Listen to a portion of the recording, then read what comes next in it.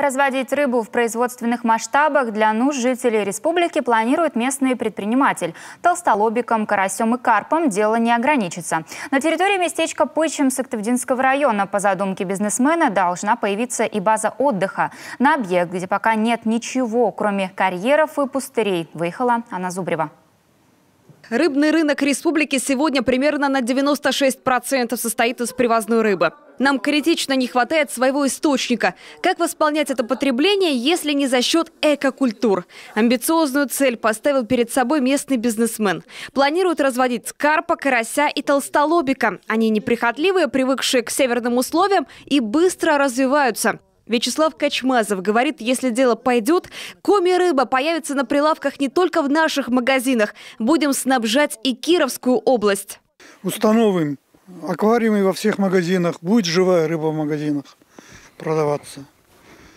Любой желающий придет, купит. И не по такой дорогой цене, как сейчас в магазинах. Минимальная стоимость хорошей рыбы, более-менее благородной, от 300 рублей начинается. У нас на сегодняшний день по настоящим ценам стоимость 1 килограмма будет максимально 180 рублей.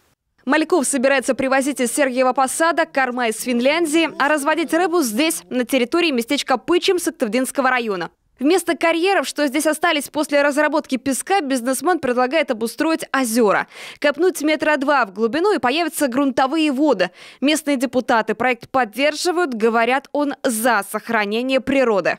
До недавних пор отработанные карьеры в Сыктывдинском районе были нужны только для того, чтобы, скажем, утилизировать или отходы лесопиления, или, скажем, там птичий помет, или еще что-то. Да. Ну, не очень такие для благородных целей.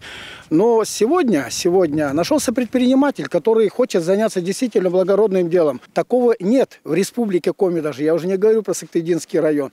Вячеслав Качмазов собирается реализовывать проект исключительно на собственные средства. В его же интересах, начавший дело, его не бросить. Думает построить несколько гостевых домиков и уже представляет, как сюда будут приезжать любители рыбалки, тихой охоты или те, кто хочет просто отдохнуть от городской суеты. Зимой, говорит, тоже будет интересно. Это сейчас здесь не пройти, не проехать, сугробы по колено. А только представьте, через пару лет благоустроенная база отдыха. Пруд, лунки, рыбаки, лыжная трасса. Осталось дождаться одобрения Минприроды. А еще Министерство сельского хозяйства и лесничества. Несмотря на то, что у предпринимателя уже есть лицензия на добычу песка, вырубку леса, территория оформлена в аренду и разрешена сельскохозяйственная деятельность, все еще есть нерешенные вопросы юридического характера. При этом Минсельхоз утверждает, идея перспективная. Подобные проекты уже успешно реализуются в других регионах России. Минсельхоз за, Минприроды нас поддерживает. Мы сейчас не говорим о том, что должен он быть, не должен. Мы говорим о том, что этому проекту быть и таким проектом просто быть. То есть люди желают, эта тема востребована, поэтому мы всячески должны просто этому помочь. Некоторые местные жители задаются вопросом, а уверен ли предприниматель, что вода будет чистой, а продукция безопасной? Отвечает, ЛПК только в 16 километрах и рядом никаких опасных захоронений. В любом случае качество воды будет постоянно отслеживаться. Очистка проводится путем установки компрессоров подачи воздуха. Частный предприниматель, он должен нам показать все документы, особенно анализ воды и так далее и тому подобное. То есть, что мы будем кушать, да, то есть смотреть. Это еще много-много-много разных этапов, да, но это все, если при желании, это все можно пройти, совместно все сделать. Главное не отказываться от таких проектов. Благодаря реализации проекта «Жемчужина Пычема» в Сыктывдинском районе появится 15 новых рабочих мест.